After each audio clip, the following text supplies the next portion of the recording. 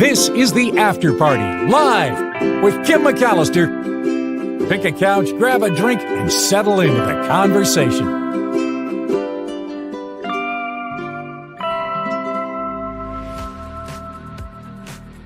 Wow, this might be the latest we have started. Thank you for being here on the After Party Live, the long Mark Thompson show with lots of drama, and we made our way through it. And so here we are.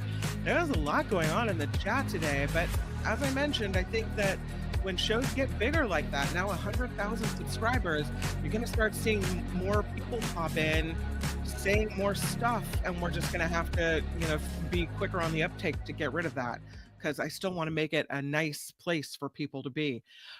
Thank you for being here. This is calm. This is a nice little show, easy and gentle. And here we go. But one of the Heather says, yeah, he's like herpes, can't get rid of him. That was weird how he kept popping back in. I have to figure out how I can get ahead of that. Maybe I'll ask my tech people. I'll check in with Wes to see if he has any ideas on that. I don't want to keep him waiting any longer because he's already been waiting 6 minutes extra. And so I want to bring him right on and get to the thing I wait for all week long. It is At the Movies with Tim Sika. Here he is. Hey, Tim. Hi, Kim. Happy Hi. Friday to you. Yeah. How you doing? Good. Thank you for your patience. I appreciate it. Oh, yeah. No worries. Yeah. You said it. Yeah. When you have that many viewers and, it's the weekend and people are chiming in. Yeah, it happens. It's no worries. No worries at all, ever. So I watched something that you recommended. Really? Yeah, I did. Well, I do this often with your recommendations, but I went to Disney Plus and watched, God, now I forget. It was the streaming recommendation you had about the baseball show. Yeah. Yes. And I'm drawing a blank too on the title. What's it called? Come on, Tim. Jays. It was about. It'll come to me. It was about the Pickles baseball team. Baseball team. Boy, were you right. It is really good. So far, 2 episodes are out of this show streaming on Disney Plus, and it's the one that pops up front and center. Hold on, I have to search for it. Yeah, I know. I'm usually not by my computer, but I am right now, and I'm going to look it up because it's driving me nuts that I forgot the title. It was so good. I really felt like it had this emotional component. Each episode, I think, is about a different member of the cast and shows you the emotional problems they're going through. And the first one is about this little girl that it carries around all this drama with her and all this stress in the form of sweat, and the sweat builds. Right. And it's just this, I could see when my kids are feeling this way, them visualizing that and realizing they need to do positive self-talk to get rid of it. Like Yeah. your old-fashioned mouse there scrolling back and forth. Look at you. Oh, really? You can't? My gosh, how could that be? I mean, it's hardly making any sense. Yeah, and I'm on the Pixar website, and of course, it's not there because they're only listing movies, and this is a series. God, I'll look at it from. Come on, Tim. This is ridiculous. And now that I'm trying, of course, I'm not coming up with anything. Something. Oh my God! I keep thinking of Inside Out, and that's the movie. No, come on, what is it? It's called Win or Lose. Win or Lose. Win or Lose. Yes. Win or Lose. Yeah, you got it. That's right. Yeah, it was really good. All that for that, but it was really good, and I recommend it. Whether you have kids or not, it's actually the visualizations. Yeah. Kind of emotionally healthy. I think I like that show. So thank you. They've really, I don't know, you said it very well. They captured that thing of what it's like to be those characters in that situation in real life. Yeah. And they do it like nobody else. It's amazing. Yeah. Well, wait, it gets better. You saw the first 2 episodes. I saw the first 4.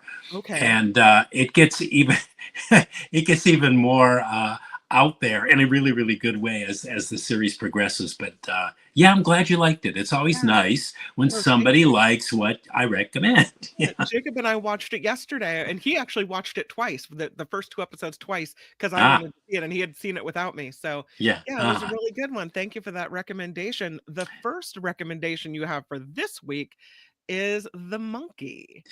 Well, yeah, I actually, yeah. How did you guess that I'm going to kind of recommend it?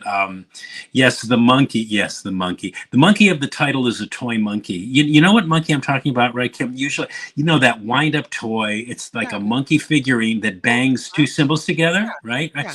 But in this monkey, and it's based on a Stephen King short story, the monkey in question that creates all the havoc is responsible for all the gruesome killings that take place on screen. Is more or less, it's the same toy monkey everybody recognizes when they see it, except this monkey bangs a drum instead of clashing two cymbals together. I had read somewhere where they did it that way because they thought that Disney might have had a copyright on the monkey with the symbols because it was featured in Toy Story, and you know how Right. Disney is so ready to sue everybody. Sure. Anyway, when this monkey bangs that drum, he's referred to early on as an infernal son of a whore.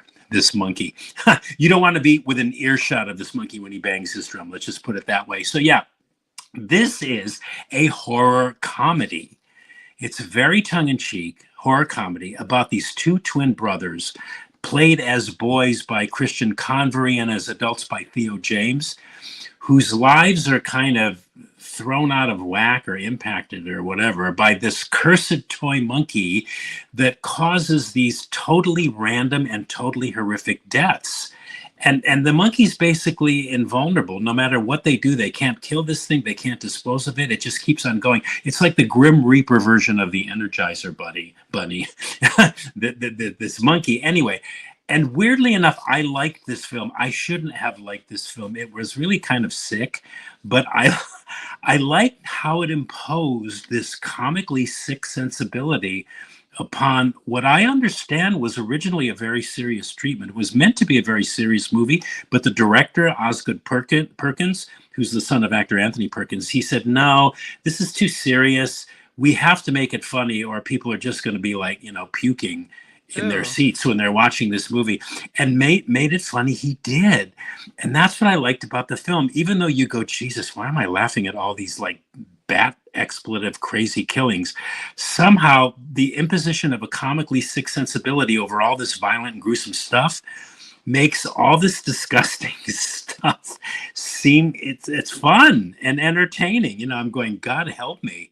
Why am I laughing at this? Anyway, like a lot of Stephen King, this when your brain goes into gear, it's all very silly and very stupid stuff, and the plot contrivances just seem to be arbitrarily thrown in to justify all of the screenplay silliness and stupidity. But damn, if what's here is not, it's confidently directed. In a way, I found it a little too low-key. I kind of wished it was going to be more balls-out insane. I think it's getting way too overpraised with a lot of overkill hype. I was expecting more based on the pre-release online chatter and critical reactions. But that said, I also liked, the other thing I liked about this movie is, in addition to making a joke out of all of these gruesome killings, it very healthily, in my opinion, poked fun at death. It tended to strip meaning, meaning with a capital M, that we all tend to ascribe to death by basically saying, hey, people die. Death is a part of life. Some people die violently, some people die quietly, some people die unexpectedly and without warning. But it's just life. And so live your life knowing that this is where we're all headed. We're all going to die. And so just chill, enjoy life while you got it. And I like that. That was kind of neat. And there were some funny scenes regarding that with a priest, for example, in church during the funeral. It's just too funny. Anyway, if you're looking for a good horror comedy, this should fit the bill. I really recommend it. It was a fun, albeit somewhat of a sick diversion. It really makes you laugh. I bet you Nikki would like this movie. Oh, totally. Yeah. As a matter of fact, we'll text her and say, Tim says you have to watch this one. So, yeah. I think she'll really get kind of groove on the mixture of comedy and just, God, the killings in this movie. Oh my God. I think if they had done it seriously, yeah. The comedy makes it palatable, weirdly enough, as that sounds. Yeah. This next one I had a really hard time finding the movie poster for. Yeah, I don't know if yeah. this is right or That's not. that is correct. Okay. Yes, yeah. We're not hearing a whole lot about this movie. It's called The Quiet Ones, but we should be, because it's one of those good movies that tend to get lost amidst all of the Mhm. big studio hype. That these smaller movies they tend to miss being a recipient of. It's a heist drama. And the heist drama is a careworn genre. People think of heist drama, they think of movies like the Ocean's movies, Heat, Out of Sight, Jackie Brown, those types of movies. But this one has a little different something on it that makes it particularly interesting and fresh, just as a genre picture. And as a heist drama. And that something is, well, for one, the story is based on a true life incident that actually happened in Denmark. And it happened in the midst of the 2008 world financial crisis, where this group of uncompromising criminals decide to do the impossible to break into this financial facility in Denmark that was housing, I don't know, some in excess of billions and billions of dollars. It was a cash handling firm. I think that's what they call it in Denmark, a kind of mini Fort Knox. And this movie is a dramatization of that breaking into this facility. And so it's the story of the biggest and most spectacular heist in Danish history, and the lengthy and the risky preparations that were required to pull all of that off.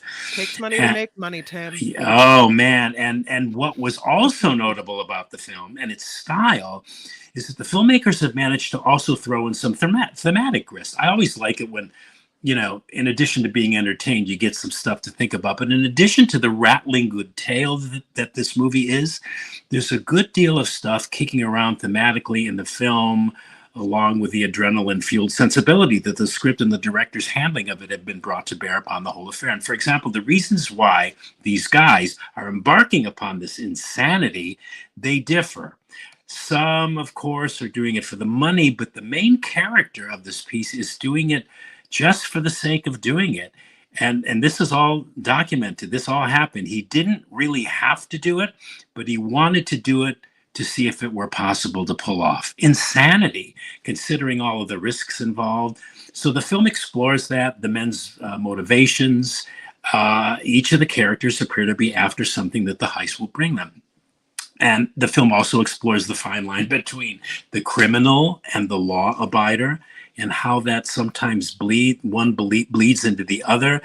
And it's just so very intense, Kim. When the criminals break into the facility, the cash handling firm, the panic and the chaos that ensue while they're frantically trying to collect all this money, and they're trying to stuff it into these bags, and the way in which all of that is dramatized is grippingly intense. And that intensity never ever really lets up. There's this sense of impending doom too hanging over the whole movie, and dread in just about every frame. There's also this fabulous sequence when the criminals are fleeing law enforcement that are going after them after the robbery, and then it starts to heavily pour rain. There's a rainstorm, and so it's a chase. It's one of the most exciting and beautifully shot, tense and unnerving chase sequences I've ever seen. This film isn't really, nobody's talking about this movie. Yeah, so what we've got here basically is a real nail biter of a film, and a really fine and a fresh take on the heist genre. And it really does get under your skin, but in that moviest of ways.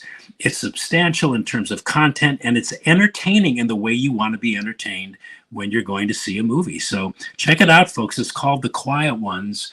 I don't believe it's opening in any theaters today, but I think you can rent it on Amazon Prime for just a few bucks. But it's definitely worth checking out. It's also worth checking out just as a piece of history, an incident that happened. And it's like, it's all around good movie. What can I say? Yeah. I like it. I like a good thriller. So maybe that's one Yeah. after the kids go to bed. That's a good one. Yeah. The next movie you have for us is actually a streaming option, and it's called Zero Day. 0 Day. Yeah. Just dropped on Netflix yesterday, I think. And what this is it's a 6-episode political thriller. It stars Robert De Niro. He plays this ex-US president who's asked by the current POTUS, a black woman, by the way, played by Angela Bassett. I think when they made this series, they assumed Kamala Harris was going to be the next POTUS. But yeah, we can talk more about that later. But the great Robert De Niro, he plays an ex-POTUS who's asked to head this government task force. It's called the Zero Day Commission, to determine who it was that planned, perpetrated, and executed this devastating cyber attack against the US, where something like 3,500 people were killed. And objectively, I should be trashing this show. It's a real mess. It's kind of confusing. It's overstuffed with plot elements that are introduced and then never explored, with other tangential plot diversions that seemingly go nowhere, with writing that seems to be made up as it's going along. It's a real mess, but for some weird reason, I got into it. I liked it. It has this super stacked cast, for one. Robert De Niro plays the president. Joan Allen plays his wife. I don't remember the last time I saw Joan Allen in a movie. Connie Britton, Matthew Modine, Jesse Plemons, the always scary and creepy Bill Camp, Angela Bassett, as I mentioned earlier, Dan Stevens, Clark Gray. Amazing cast. So there's that. I also admired the writers' attempts, and I think they fail, but props to them for the effort. I admired the effort and the writer's attempts to create this fictional narrative that's based on what we're all experiencing in the country right now. All of the boxes are checked. Internal government corruption, the uncertainty and the chaos and the confusion that people are feeling right now, the spread of disinformation, the unraveling of the Constitution, billionaire tech bros exerting undue influence over U.S. policy. It's all here. And though it kind of resonates on that level, it feels superficial, like undeveloped. Somehow feels like a missed opportunity. I can't quite put that into words, but. Or maybe not. Maybe this series will age well if we survive as a country and parenthetically as a species. But it's still this, hot mess. The other thing that was interesting about it too is that you can see the appeal that this role had to De Niro, because it gives him this opportunity through his work, through his craft as an actor, to make a statement about his, as most folks know, his anti-Trump, anti-authoritarian viewpoint. So that's another interesting aspect to this piece. The writers may, like I said, may have also thought that when they put this together that Harris would be the next POTUS, because Angela Bassett plays the POTUS here. Anyway, messy, frustrating, and I may be out of my mind. But by the time episode 4 ended, up until that point, I was actually going to bail on this series. I thought, okay. But by the time episode 4 ended, it got so, it got so twisted. I thought, I just have to see how they're all going to sort this out. And so I stuck with it, and I really wound up liking it. I'm recommending it, but with all the caveats that I just mentioned.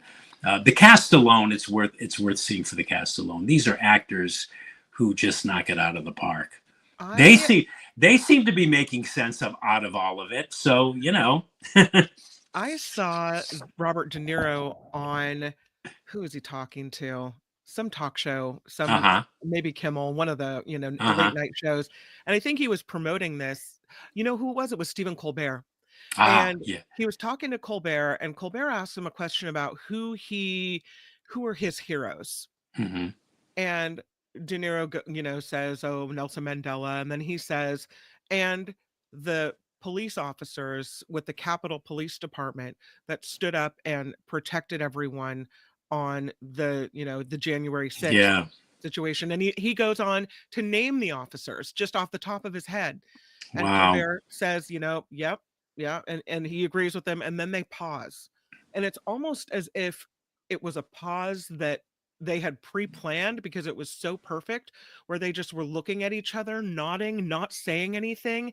And it was this powerful pause where they both just looked at each other and went, "Yep, it's the world we're living in." Yeah, well, he's expressed on television and in other interviews and via X and stuff. I mean, his loathing of what he sees is going on in the country and the man at the helm and all that stuff. So I suspect it was probably cathartic for him to kind of channel his craft into this story that addressed all these things that he finds objectionable, and a lot of us, the majority of us, find objectionable about what's going on in this country right now. So it's like, even though I found Zero Day to be a total mess, there's just too many good things it has going for it.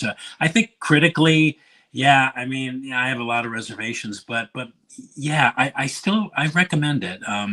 Yeah, yeah. Okay. Zero Good, Day and on Netflix. it's on Netflix. It's only 6 episodes, so it's a real easy binge too. Who is Luigi Mangione? This is Yeah, on Max. Yeah, this is a short 42-minute, immediately out of the gate, it seems, HBO documentary about the man who has been charged with the murder of United Healthcare CEO Brian Thompson. And I really don't have too much to say about this film because most of the information is out there in the media that this movie covers if you sift through all the crazy surrounding it. But to me, it seems a little too early to have made a documentary about Luigi Mangione. His story and the aftermath of this murder really hasn't fully been told yet. Obviously, it hasn't played out yet. But where I think folks might be interested in checking this out is that it does give the viewer and the person who may be confused with what maybe they're hearing about this guy and all the daily news and info that we're being plummeted with as to who, in a general sense, Mangione is, what possibly prompted him to commit this extreme act, who Brian Thompson is or was, the man he shot and killed, the man who was, the CEO of United Healthcare, very controversial company, by the way, and a for-profit one too. I do not hasten to add, but a good enough reason for folks to check it out is that it not only presents a cursory glance at the factors that may have contributed to Mangione thinking he had the right, to do this. It just as importantly, it illuminates how Mangione has become, even though he's committed this cold-blooded murder, a kind of cause célèbre in the media. So it's interesting enough. If it felt incomplete and definitely worth seeing. And it also really, it sheds yet another light on where healthcare in general is in this country. It's really a broken system. And the facts, to me, clearly show that the way it's being practiced in this country is that it values profits over the people it's supposed to be protecting. So there's a lot here. It'll be interesting to see how all this shakes out with him and his trial. And then I think a really much more nuanced documentary will undoubtedly be made. But it's a quick watch. It's 42 minutes.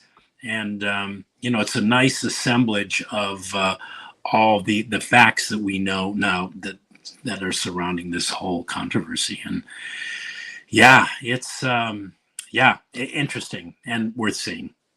This case definitely gripped the country. I mean, it was everywhere. So yeah. Your classic movie recommendation of the week, Tim Sika, is New York, New York. There's one from the 40s too, and I didn't know which poster was right, but I think this is the one. Right? This is the one. Yeah, it's Robert De Niro again. Perhaps arguable as a classic, and I don't know if people watching they take my suggestion. Maybe they should watch it if they'll forgive me, because this is a strange movie. But New York, New York is one of, in my opinion, Martin Scorsese's most underrated movies. Perhaps his most underrated. Came out in 1977. It's a musical of sorts, but not a book musical, meaning the characters never break out into song per se. All the musical numbers are either performed on stage or in a nightclub or in a recording studio, because this is about two artists. And if you're going to make a musical, what better person to cast than Liza Minnelli, daughter of Judy Garland, who plays in this story a big band singer. She plays opposite Robert De Niro, who plays a musician, a jazz saxophone player. And what the movie does, it's kind of like a meditation on the classic MGM musicals. It's evocative of those classic MGM musicals, only with a more realistic denouement. And what it's about, the setting is the big band era in this country post World War II, and it's about the challenges and the difficulties of two creative people really creative people trying to make a marriage work. And it's unusual, it's different. It bombed big time in 1977 when it was released, and it went through various iterations. It was cut, then the studio recut it, then it was restored to its original version. But it's a movie that is growing in stature as the years march on, even though it was reviled by a lot of people when it came out 48 years ago. It's a work of art that, in all likelihood, was just severely misunderstood when it was released. I think I got it because I loved it, and I was just one of the very few that loved it. De Niro and Minnelli are just fabulous. They're an odd coupling because, and you can see this in the movie too, their acting approaches differ. Minnelli is very, she likes to know what the script is. She likes to know exactly what it is she's going to say. De Niro likes improvisation. So anyway, they're an odd coupling, but the casting works perfectly with regard to what Scorsese wanted to accomplish with the telling of this particular story in this particular way. She knocks it out of the park musically. Minnelli does. There's a song, a number she performs in one uninterrupted take. It's called "The World Goes Round." It became one of her signature songs that should have secured her an Oscar nomination for Best Actress. It didn't, of course. In fact, the entire film was completely ignored by the Academy. But it's always been one of my favorite movies, and in my opinion, it's a bold and a brilliant take on the movie musical genre, and a movie I always keep going back to. I keep finding new things in it. I love it. And I just wish more people would see it and talk about it. You know, even if they do wind up disliking it, it's too interesting to just dismiss. And that's New York, New York. New York, New York from 1977, and you can find it where? Yeah, you can find it where I'm sure it's available. I didn't check. I'm sure, yeah, because you know I have a lot of physical media, and I have it on hard disk, but I know people don't even collect that stuff. So I didn't check, but I know it's probably available on, you know, on demand on different services, probably Amazon Prime, although don't check. If you go to IMDb and look up New York, New York, it'll tell you where you can see it currently, you know. So yeah, I didn't know that you could do that on IMDb. Yeah, you have to scroll down and kind of look over to the right, and it'll say available on Pluto, available, you know, on demand, available on Amazon Prime for $3.99 or whatever. But yeah, and that information is pretty much accurate all the time. At least every time I've checked it, it's been accurate. Oh, they have some good stuff on IMDb of the famous movie quotes, all kinds of stuff. Oh yeah. So anyway, now you have me checking it out. Yeah. Okay. Well, yeah, it's a long movie too. I think it's like just under 3 hours. The original cut, which I've never seen, was something like 4 hours, but then it was cut. Then it was cut to like 2.5 hours, and then they added some of that footage, and then they restored it. Then they added other footage. Yeah, but the version that's out there now is the definitive one, and the one that people should check out. I mean, just Minnelli and De Niro, God, terrific. Just terrific. All right. Well, we will now recap Tim Sika's movie reviews, and we'll start with the one he started with, which is, let me go back to my pictures. Sorry, you can hear me trying to delay. The Monkey. Tim says The Monkey is worth seeing. He says this is a horror movie that may be overhyped, but it's really funny. There's a message to enjoy life. You liked it. You said it's a funny but sick diversion. And that was a good horror comedy, you called it. You recommend The Monkey. Yeah. You also recommend, and I am piqued by this, The Quiet Ones of this movie. You said there's a line between criminals and law followers you found interesting. You said the movie is totally intense. There's a sense of dread and doom. Great chase scene. You liked it. You said it was a nail biter of a film that gets under your skin, but entertaining in the way you want it to be. You recommend this, and you can rent it, you said, on Amazon Prime.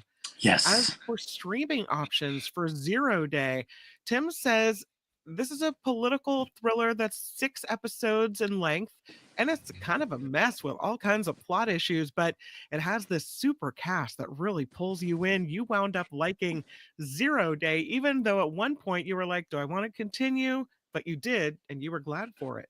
Yeah. Who is Luigi Mangione? You said this is worth seeing because it sheds light on our broken healthcare system and why this alleged killer is being hailed by so many people. You said it's a short watch. You recommend it. 42 minutes, you said. Who is Luigi Mangione? And this is on Max. And Yes. your classic movie recommendation of the week is going to be New York, New York from 1977.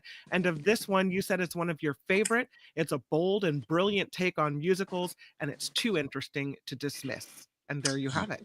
And there you have it. There you have it. Yes. Tim Sika, you always bring me the good stuff. Thank you, thank you, thank you.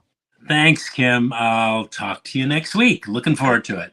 At the Movies with Tim Sika. Thank you, Tim, for being here. And thank you, thank you. I'll see you again next time. Okay, we're going to jump into some stories because I have promised some things and I know time is getting away from us thanks to our late start today. But I did want to show you this picture. Look at that. This picture has won an award for the best underwater photograph. And I just thought it was worth looking at because it's really so beautiful. It won this is a Spanish photographer that took this picture. And it's as you can see, a humpback whale image of a mother humpback and a baby humpback. Alvaro Herrero is his name. Alvaro Herrero beat more than 6,750 other entries to win the prize for the British Underwater Photographer of the Year. The image is titled The Curious Seal, interestingly enough. I thought that was really beautiful. The picture is meant to show a mother's love and communication for the beauty and fragility of ocean life. So I thought that was worth looking at. I do want to tell you there's a mystery underway in Germany. In a German graveyard, someone has taken the time to map out 3 cemeteries. And you can see on the back of the headstone there's a little sticker. Someone went and put these QR code stickers on the back of all of the headstones and crosses. More than 1,000 graves in Munich now have these QR codes on them. They are at the Waldfriedhof, Sendlinger Friedhof, and Friedhof Sollen cemeteries in Munich, Germany. Police are investigating this, but the interesting thing, these stickers, they're on old graves, they're on recent graves, and when you scan the QR code, it shows the name of the person buried in that spot and the location of their grave in the cemetery. Someone went to a lot of trouble to do this for all of these graves, but no one knows who. The police say we haven't found any pattern behind this yet. The stickers were put on both decades old gravestones and very new gravestones that so far only have a wooden cross. The people, they say, who have witnessed anyone putting the stickers on the graves are asked to reach out to the respective cemetery's administration. This is a weird story where it's like they didn't do anything bad. If anything, they helped identify people, maybe digitize cemeteries, maybe showcase how maybe gravestones should have QR codes on them to make it more interesting. Perhaps you could even have a little story about the person that often isn't on the gravestone. Wouldn't that be interesting? If 150 years from now, people were walking through a cemetery and could scan a code and learn more about the person who was buried there, more than just the epitaph would give you.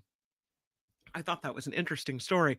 And why someone would do this, who knows who it was? Yeah, that's weird, right? I think that's weird. There is a missing Highland coo.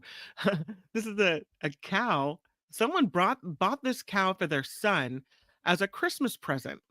That was a pretty nice Christmas present. The son really wanted a Highland cow. So in Connecticut, the son gets a cow for Christmas from Scotland. And the cow is put into a field where it's meant to live, but there's a weak spot in the fence and the cow busts out. This happens in Connecticut at Stony Ledge Farm in Kent, Connecticut. The Highland Coo, the bull, unloaded from its trailer, spent about 5 minutes at its new home before it broke through that fence and went on the run.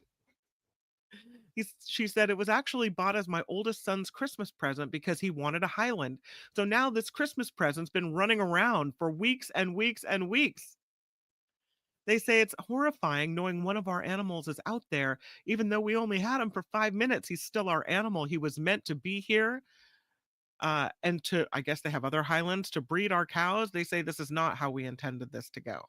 So they've been asking for people to report sightings. He's, I guess, still on the run.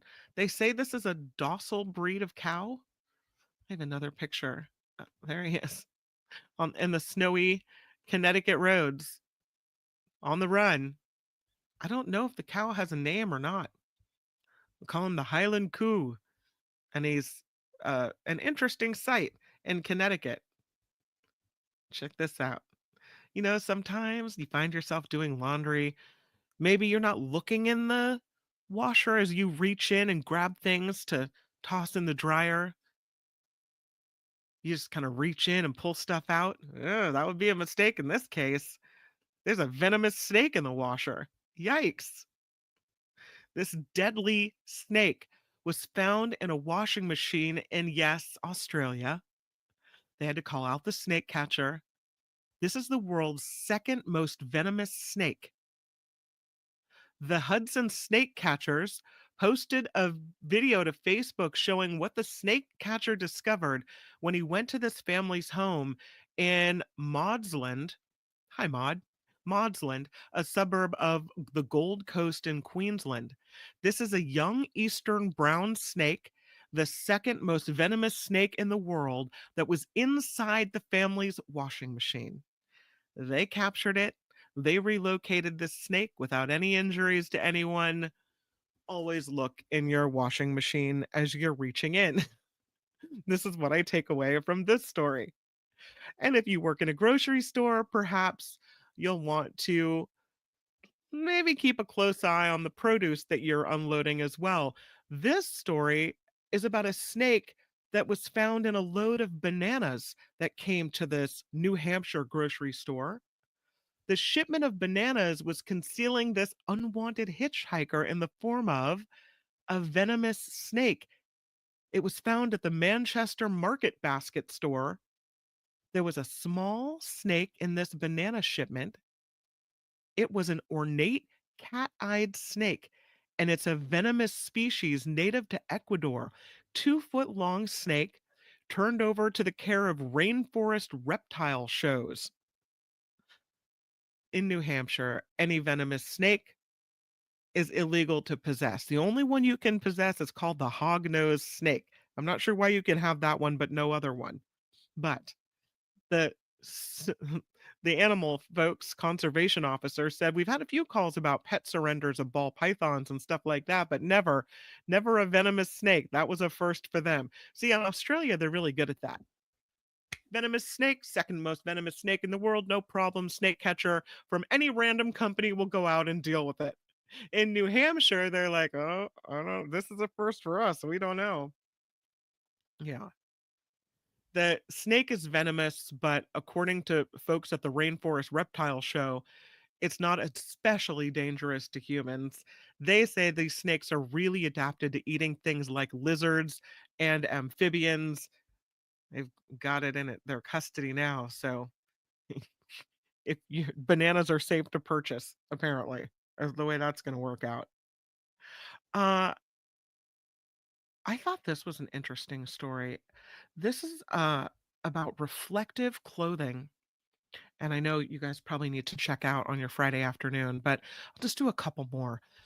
The reflective clothing that help us avoid car accidents at dusk, and at night. And it's helped me see people on the road. I've been grateful that they were wearing something reflective.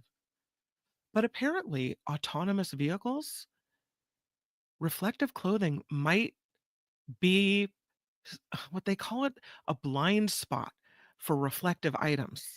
The automatic emergency braking systems that are being fitted onto new cars automatically apply the brakes if there's a potential for a collision.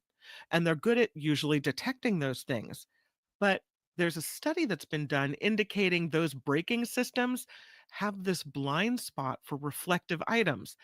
Problem, anyone? Yes, it is.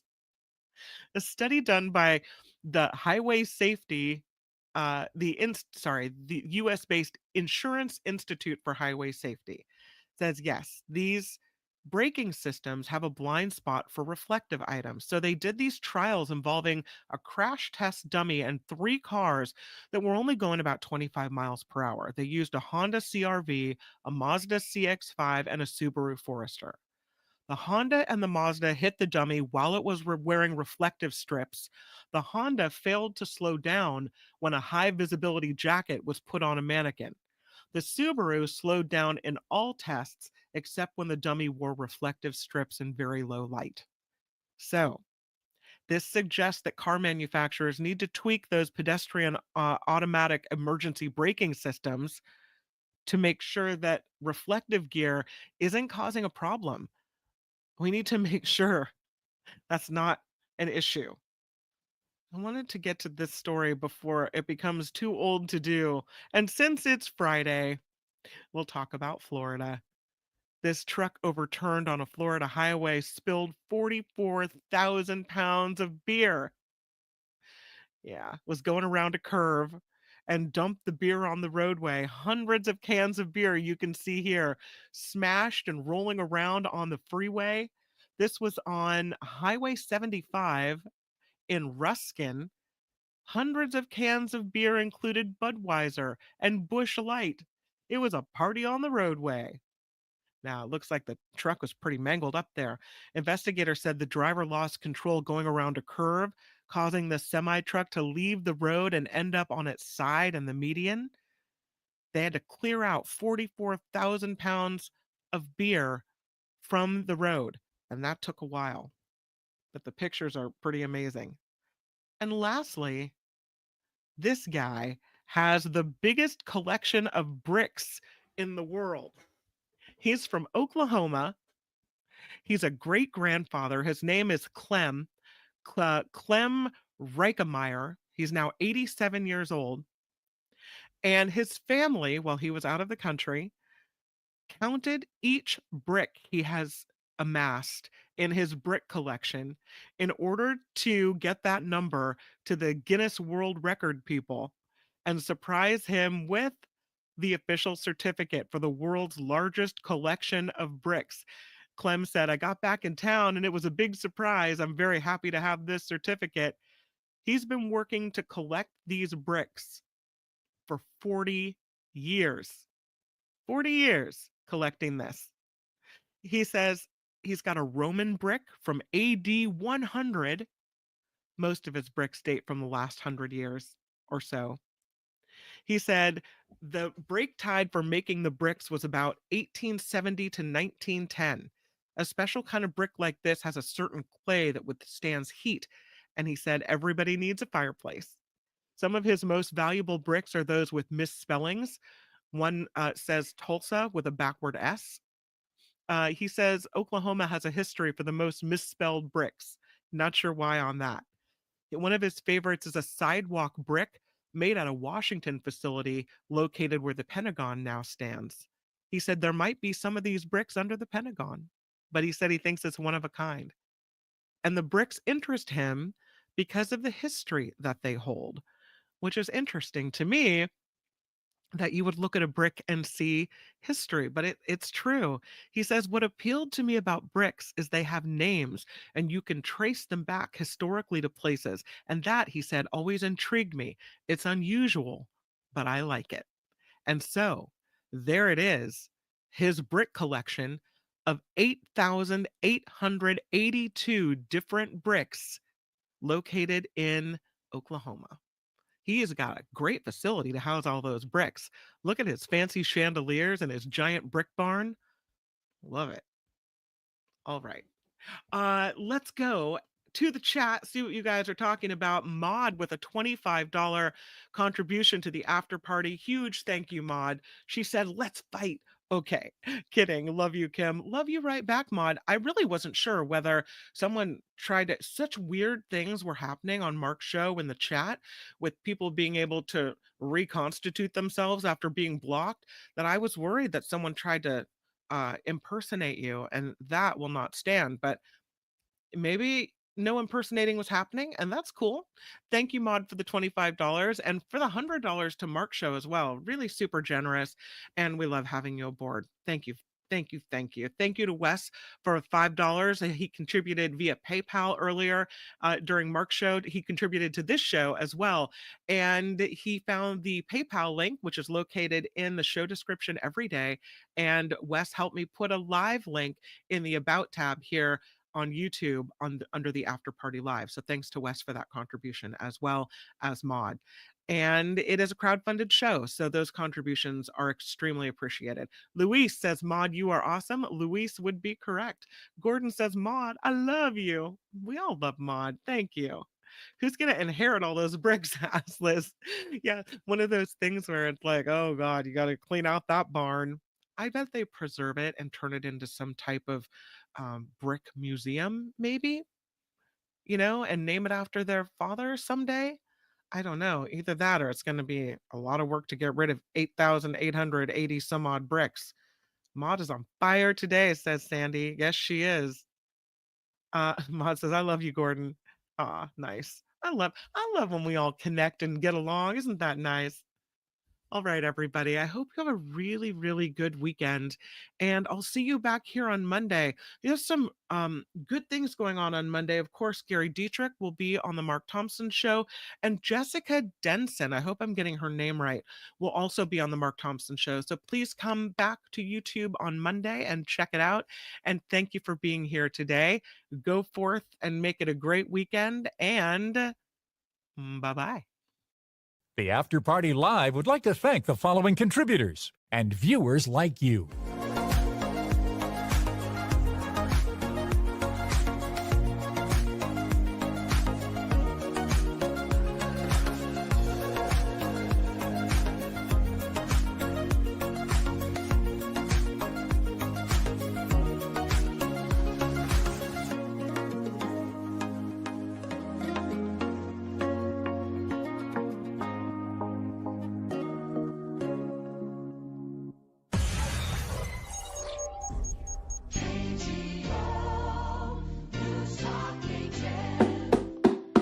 Tiny bubbles in the wine makes me happy, makes me feel fun. Tiny bubbles makes me warm all over with the feeling that I'm gonna love you till the end of time. Oh, here's to the golden moon, and here's to the silver sea. But mostly here's a toast to you and me. Tiny bubbles in the wine makes me happy. Ooh, makes me feel fine. Tiny bubbles makes me warm all over with the feeling that I'm gonna love you till the end of time.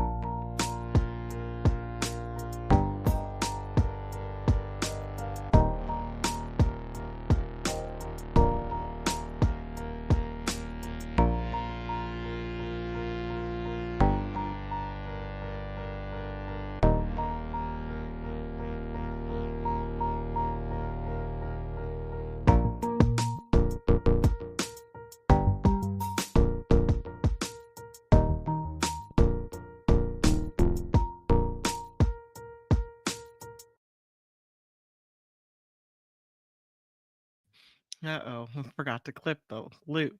Hold on. Wait, I can make it happen. Here it comes. There it go. All right. All is well.